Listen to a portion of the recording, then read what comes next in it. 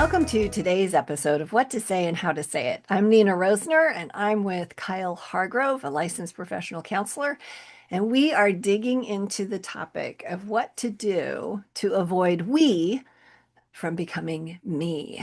So every marriage that you have opportunity to interact with, including your own, is always at risk for having a problem. And how you choose to interact with those problems determines whether you're about me or we. So we're going to poke around in this today because if you're having conflict and you're not honoring God in the way you approach it, guess what? Probably about me. And at the same time, some of you are already feeling like, oh, you don't understand what I'm dealing with. It's like, yeah, yeah, we do actually, because this is what we do for a living. We help people in marriages that others cannot help, and we watch God heal things that others cannot touch because He's the healer, not us, but Him. So I want to steer you over to our website, greaterimpact.org. There's a marriage assessment over there that you can take you about 6 minutes, if that, and it'll tell you what kind of hot mess you're dealing with. It's based on data of what wins and what fails in marriage. And so maybe there's some opportunity for you to take a look at that today. It's like, wow, invite me to your website so I can evaluate myself and how much I suck. Yeah, I just did that. Because guess what? As Christians, as followers of Christ, we need to level up. And I probably shouldn't have said what I just said the way I said it, but me too, right? Everybody here, we are trying to follow Christ in bigger spaces. So I think, I don't know about you, Kyle, but I think that selfishness is probably the biggest tool that the enemy uses to destroy marriages. Like he gets us thinking we're victims and maybe we have been, but he keeps us stuck there. I don't know. Did any of that sound true to you? You got thoughts about that? I would say more in 2026 than ever before in the history of mankind. Hmm. And I'm not interested in anybody's politics or Right. uh, saying one side is great, the other side is not. I'm not interested in saying that, our culture's going to hell and we're going with it and or anything like that, but we cannot ignore what is out there in front of us. Hmm. And I don't think, for those of us that are believers, and Christians, I don't think we can ignore what's behind it. Oh man. Yeah. And if we're, if we want the honest truth, and I don't, you can't handle the truth. I don't know, maybe not. A lot of us can't.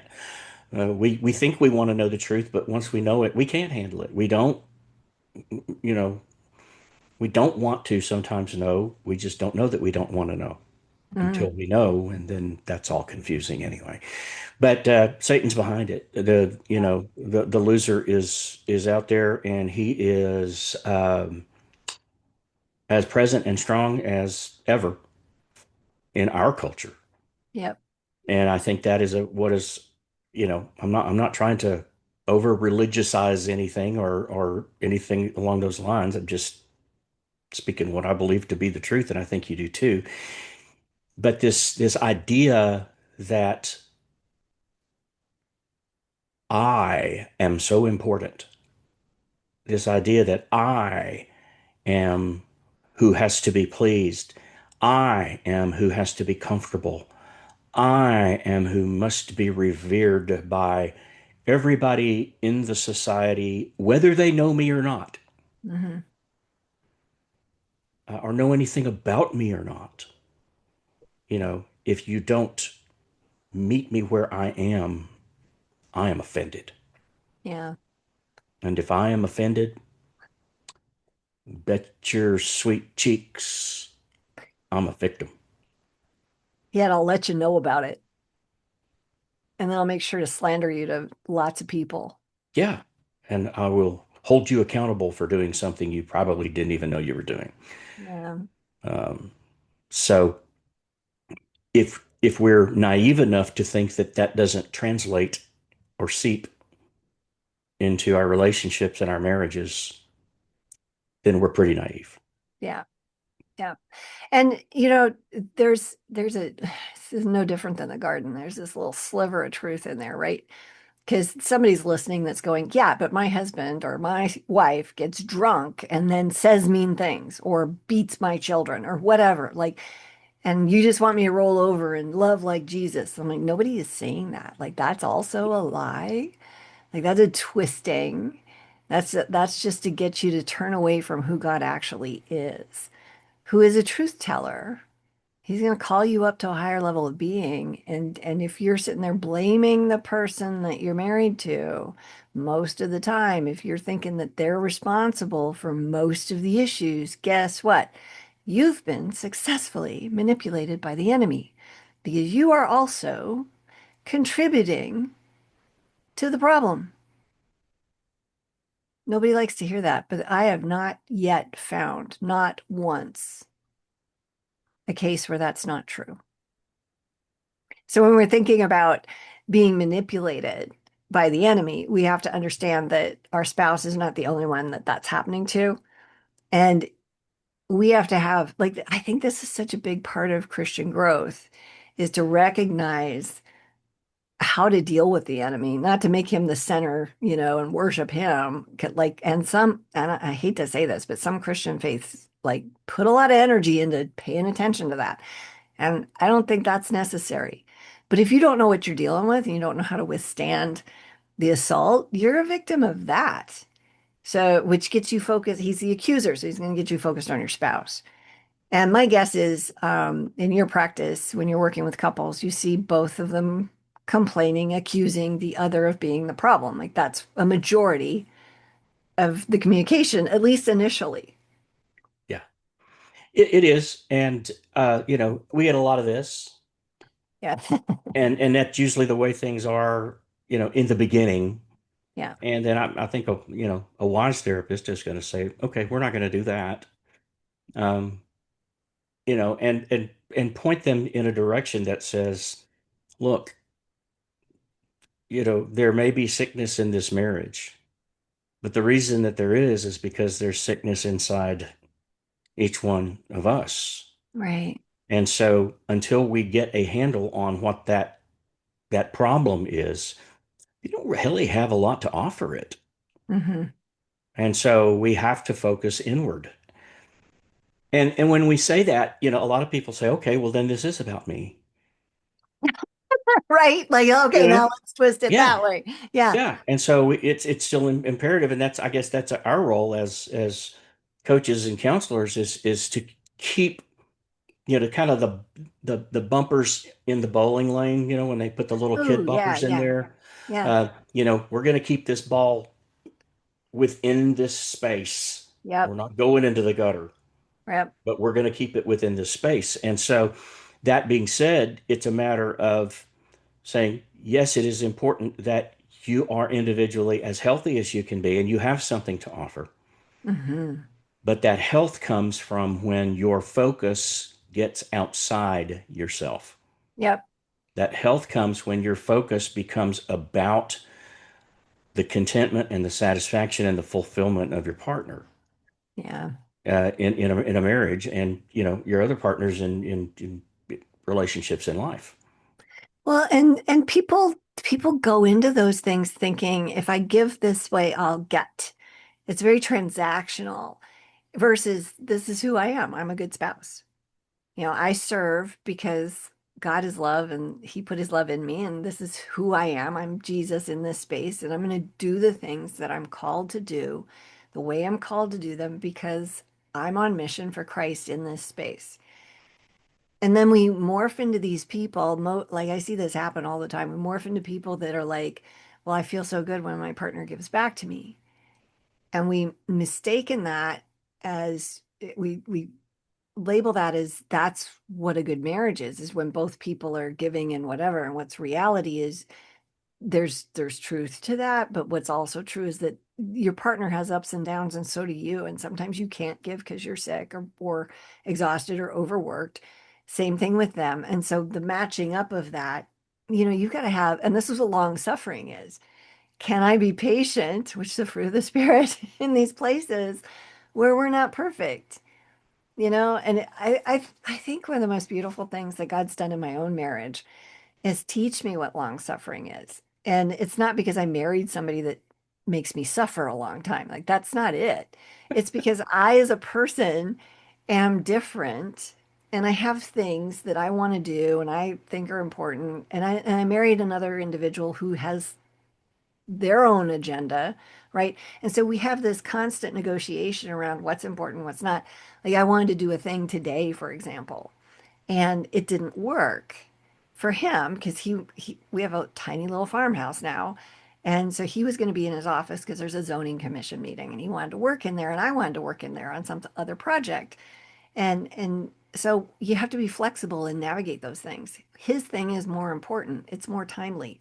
I can sort my clothing out later because we just got back from vacation. Like I have this, I'm in the middle of a clothing crisis. It's stupid, but but as you figure out, like that could be irritation, and maybe the person I was 15, 20 years ago would be super annoyed by that. I Yeah. hate to admit that, but that's probably true.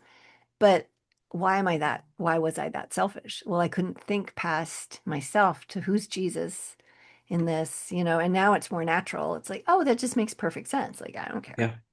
Yeah. It's a give and take that's more natural and organic. While it started as oh, I need to tame this and wrestle it, right? Because it's hard at first. Yeah. A thought just went in here, Yeah, yeah. into my mind. So far, it hasn't come out the other side. So let's grab it while it's there. Um, what does the Bible say is the root of all evil? The love of money. The love of money. So money is not the problem. Right. It's the love of said money. Yes. That's the problem. Yep. It's setting money on a pedestal above all other things. Yeah. And then later in the Bible, we're told that you cannot love God and money equally. You Yep. can't, Yep. at the same time. I don't remember exactly what the words are, but I think it's God and Mammon or something like that. But Yes. Yeah. You're spot on. anyhow, so we're putting our ability to experience contentment on money. Yeah. In a marriage, if I'm putting my ability to experience contentment in that marriage on what is done for me, Hmm. I'm going to run into the same conundrum. Yeah. I'm going to run into the same brick wall because that is not what God asks us to be in a marriage. He doesn't Hmm. ask us to be happy. And you know how I feel about happiness because I'm a grouchy old fart. But the happiness that we seek in a relationship cannot come from what we get out of that relationship, or Right. it will be fleeting, it will be brittle, it will Yep. be broken, and it will be over. Yep. If the contentment that God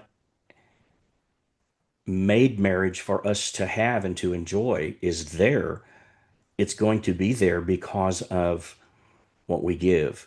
It's going to be Hmm. there because of the joy we have in giving and in being and in doing and in serving. And we love to do that because we love to see the light in our partner's eyes in their life when they receive from us that way. Hmm. The the problem, I think, is because there's this thing that we all have in our DNA. It's two words that we're told: life's not fair. All right, those are three words. The words are not fair. Okay. But we're told life's not fair. And okay, yeah, I get it. I get it. I get it. But we don't believe it. Yeah. We may understand it, but we don't believe it. Because when things do not appear to be equal, when they do not appear to be reciprocated with the same amount of effort and the same amount of money and the same amount of time and so forth, then harumph, we're Hmm. mad, Yeah. we're And upset. we lose that contentment real fast. And Oh, that's yeah. not, I mean, that's Oh, yeah. indicative of how much we know Christ. Yeah. If you because look at, contentment and resentment don't reside in the same house. yeah, right? Yeah, they can't.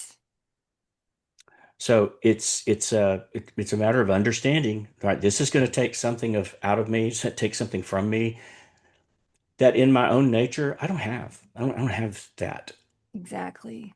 in my own nature. So I have to depend on thinking of others as more valuable than I see myself, That's or scripture. that their satisfaction and contentment is more important than my own. Yes. That's not Well, natural. it isn't. I mean, the heart of man is evil. We're bent on our own getting. And to your point, like if I'm really focused on what I can get in this situation, then I'm trying to make a purchase with my behavior for Hmm. my spouse. And so so I'm going to do this right, nice thing, but internally motivated wise, I'm about myself. That backfires eventually because it causes resentment because I'm keeping score. And true love doesn't keep score. God doesn't know. He doesn't want us doing that. He keeps score. He's the judge, not Yeah. us, right? And what's also true is, our way of judging is wrong, right?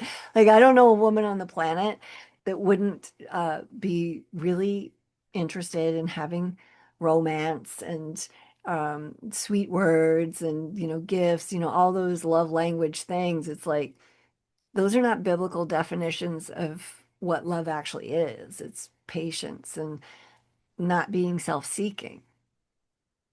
We could even stop there. Like, who can Yeah. show that? Like, nobody can do that, right? One of my favorite sections of scripture is Philippians 4, 6 through 13. And I'm going to loosely paraphrase this Bible according to Nina style, but it's one of my favorite sections because it's a formula that deals with that contentment and then ends with, we can do all things through Christ who strengthens us.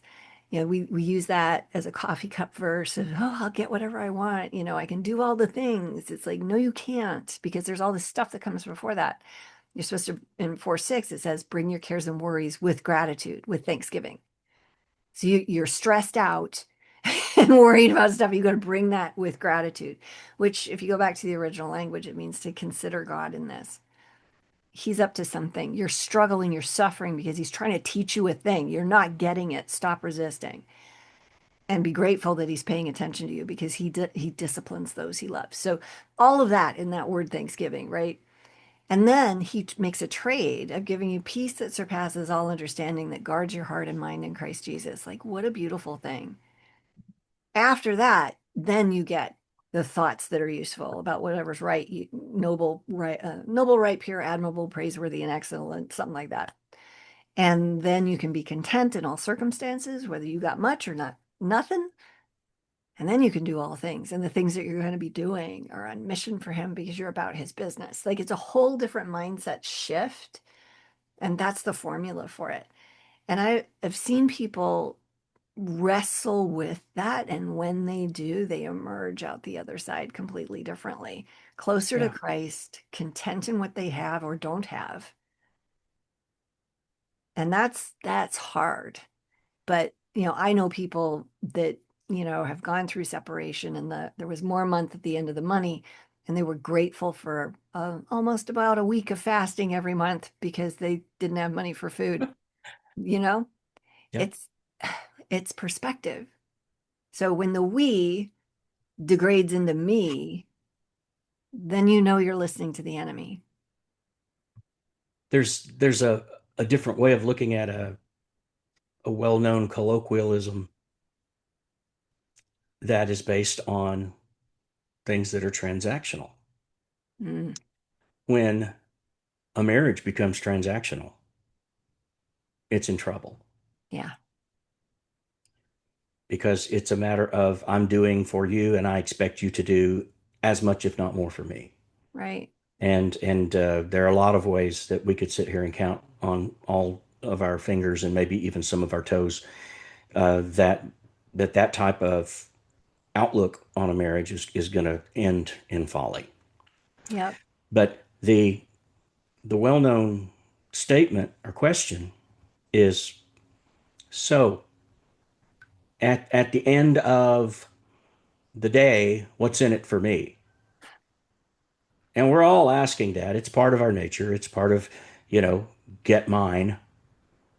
You're going to get yours. I'm going to get mine, but I'm really want to make sure I'm going to get mine because I'm not really Yeah. responsible for you getting yours. So there's always this question, and it's a transactional question. What's in it for me? Yeah, we go to buy a loaf of bread. I'm going to give you this money. What's in it for me? Well, this loaf of bread. How about that? Well, it costs more than it used to, but it looks like the best I can do, so I'll take it. So the the flip or the change on that question, what's in it for me, can only be asked, I believe, consistently and with a pure heart when God is at the core of that heart.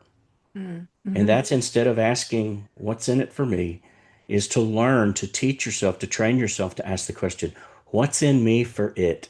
Mm-hmm. Mm. Yes. What's in me for it? And when that is more the default question for me than what's in it for me, I love I that. start seeing my life changing. I start seeing my contentment level rising. Mm-hmm. And logic tells us different. Logic tells us, because of the influences of our culture and our sinful nature, that the more that's in it for me, the more content I'm going to be. Right. Yeah, it's garbage, And though. while I'm focusing on things instead of people, that may absolutely be true. Well, you look at the people that win the lottery and people that have fame and all, like they all are still lonely. Like without Jesus, we're the depravity of our spirit just leaves us completely bereft of any reason to breathe. And that eventually affects people because you cannot buy your way to happiness. It doesn't work. Doesn't work. And with the somebody's listening to this going, so I just have to give and give and give. And it's like you do. Yes, and you need boundaries that are healthy because you give in ways that aren't healthy. You think you're doing something good by giving your children candy for breakfast, and that's not good for them. So can you make them unhappy for that moment and give them something that's going to grow them and be useful? But we do that, we worship the throne of human approval, and it causes us problems. And it doesn't matter whether it's a 4-year-old or a 40-year-old. Um, we're doing those things in ways that are not healthy. And so there's this, you've got to, you mentioned the bowling alley lane. I'm like, it's a tightrope, man, where you're doing what's good and for me, the question is, Lord, what do you want from me here? Like I'm on mission. I don't know who I am in this space. My flesh wants to do that over there. I'm tempted to do this over here. I could see this over, what do you want? Because even when you've got good options, sometimes there's a specific thing. And it's my prayer for all of our listeners and myself and you and everybody on our team is that we would be so plugged into the character of Christ, the person of God Himself and the Holy Spirit, that we would be in dialogue and asking those tiny little questions. What do you want me to do? Hmm. Who are you for it right now? What do you want? I'll do that. Whatever you want. Yeah. Well, let me share with you something that I heard the other day that it really resonated with me. And it's not that somebody is forgetting or changing their mind, but it's the five, four, three, two, one most important words that you can say. Hmm. Five, four, three, two, one most important words that you can say. And I heard this and thought, that's cool. So the idea is that this becomes a part of your daily routine. Hmm. And when it becomes a part of your daily routine, it becomes something that you think about frequently. And the things that we think about frequently are things that we see the opportunity to do. Yes. Yeah. Okay. So, five, how can I help you? Hmm. Four, I'm proud of you. Three, I love you. Two, thank you. Uh, And one, and this one surprised me, we, yeah. not the French word for yes, we, W-E. Hmm. Uh, why is we the one most important word you can say? Oh, what have we been talking about today? Right. Yeah. About looking at how we look at a marriage. Is it I look at me and you look at you and we just hope it all works out between the two of us?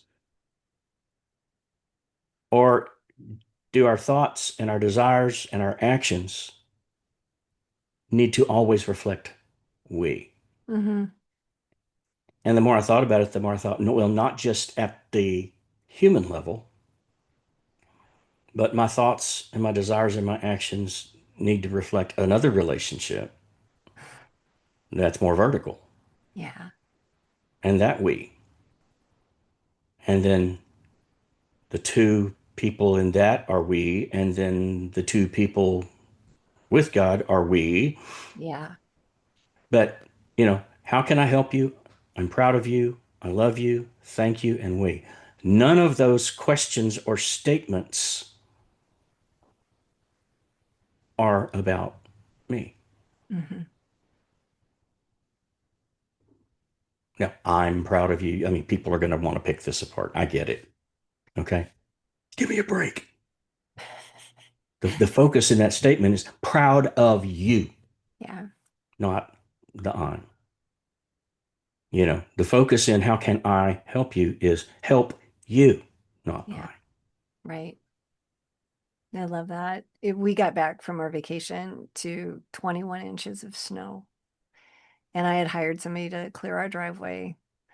But there we have a 2 acre yard that I walk from our garage to the chicken house and to the turkeys and to the horses. It's through 21 inches of snow. And I also How managed. can I help you? Yeah, so I'm out there feeding. But here's what happened. We get back and it's 9 degrees, and my knee is dislocated. So it was really hard the first day, and I didn't know it was going to be hard, but it was really hard for me to go do farm tours. And I asked my husband if he'd do the water for me, and he did. Of course, he's like, "Yeah, absolutely." And I wanted to see how I'd do with it because I've got a brace and I'm limping along. And anyway, uh, after he did the waters for the animals, he got the snowblower out and just made paths.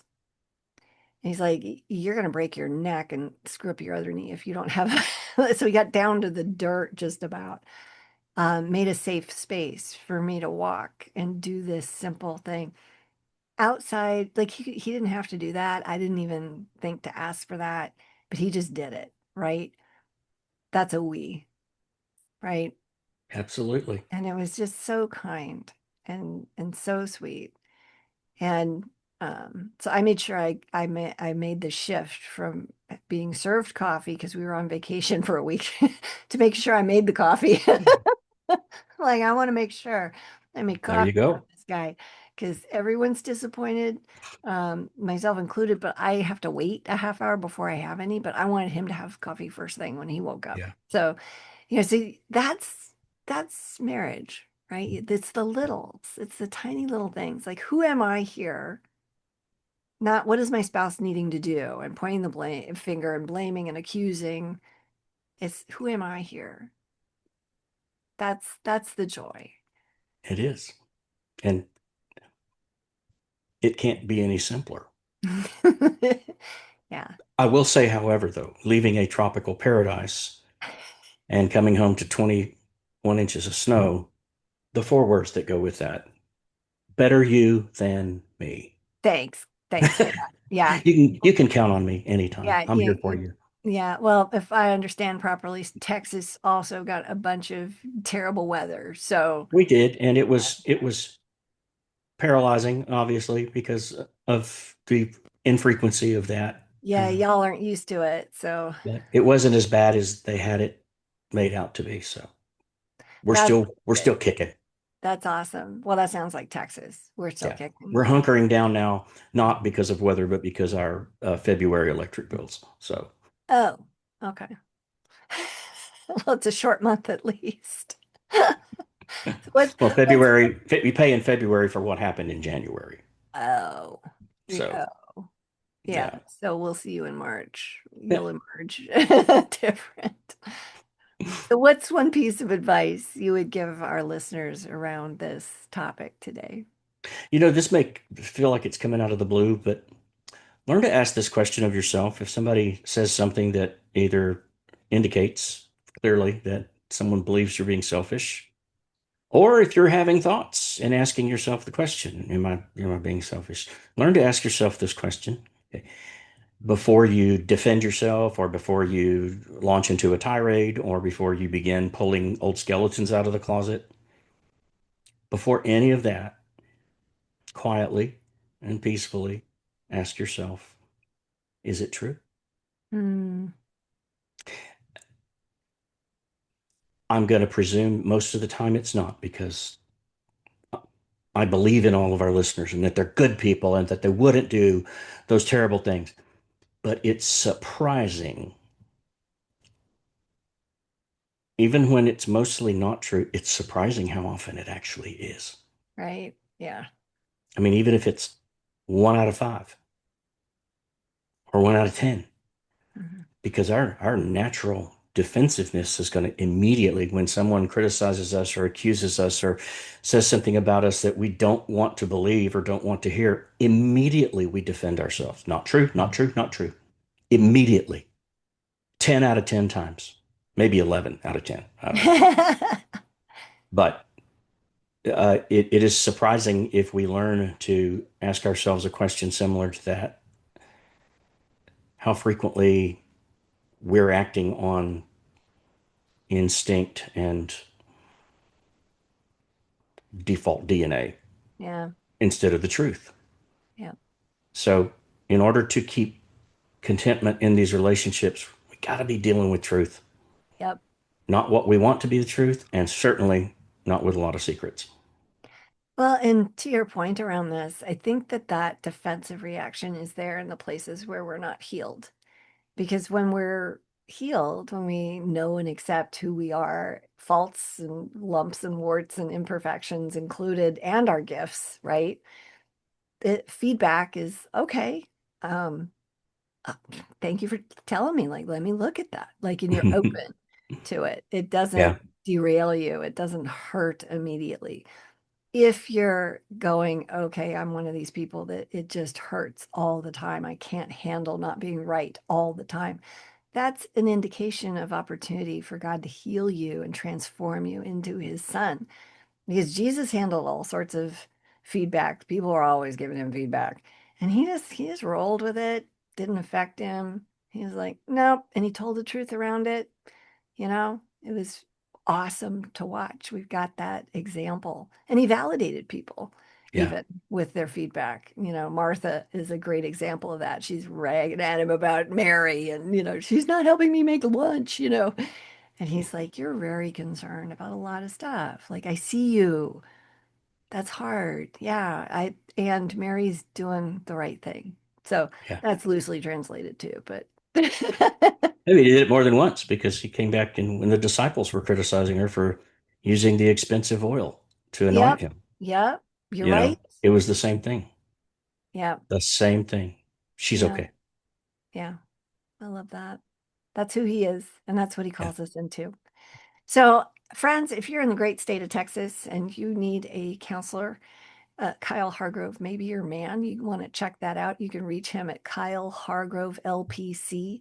It's KYLEHARGROVE LPC at gmail.com. And yeah, so you can find him there. There's other episodes that deal with conflict and can help you deal with some of the crises in your marriage. Just go ahead and listen. And remember, we want you to hit that like and subscribe button and hang out with us. Be sure to reach out if you have questions or needs. We'll talk soon.